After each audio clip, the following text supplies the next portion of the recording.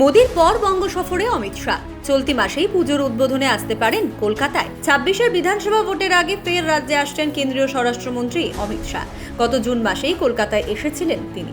এবার শহরের কয়েকটি পুজোর উদ্বোধনে আসছেন বলেই খবর। জানা গিয়েছে, মহালয়ার পরদিন কলকাতা ও সল্টলেকের একাধিক পুজোয় উদ্বোধন করবেন শাহ। রাজনৈতিক মহলের মতে, শাহের এই সফর নিছক উৎসব মুখর অনুষ্ঠান নয়, বরং আগামী নির্বাচনের প্রস্তুতির অঙ্গ। পশ্চিমবঙ্গে বিজেপি বর্তমানে নানা চ্যালেঞ্জের মুখে। ভিন রাজ্যে বাঙালিদের ওপর হামলার অভিযোগে অস্বস্তিতে পড়েছে রাজ্যের বিজেপি নেতৃত্ব।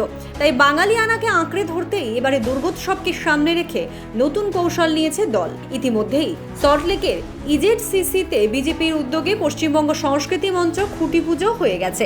এবারে সেখানে পুজোর উদ্বোধন করবেন স্বরাষ্ট্রমন্ত্রী। একই সঙ্গে উত্তর কলকাতারও কয়েকটি মণ্ডপে ফিতে কাটবেন তিনি।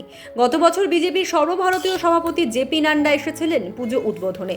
এবারে সেই দায়িত্ব নিলেন শাহ নিজেই। প্রধানমন্ত্রী নরেন্দ্র মোদীও সম্প্রতি বঙ্গ সফরে বক্তৃতায় মা দুর্গা ও মা কালীর নাম উল্লেখ করেছিলেন। রাজনৈতিক বিশ্লেষকদের মতে তা কোনো কাকতালীয় বিষয় নয়।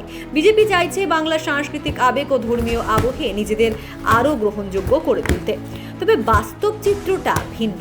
কলকাতার প্রায় সব বড় পুজো কমিটি রাজ্যের শাসক দল তৃণমূলের ঘনিষ্ঠদের হাতে।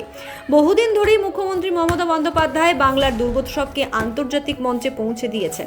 ফলে বিজেপির প্রচেষ্টা কতটা ফল দেবে তা এখন সময়ই বলবে। Bureau report, 3 news Bangla.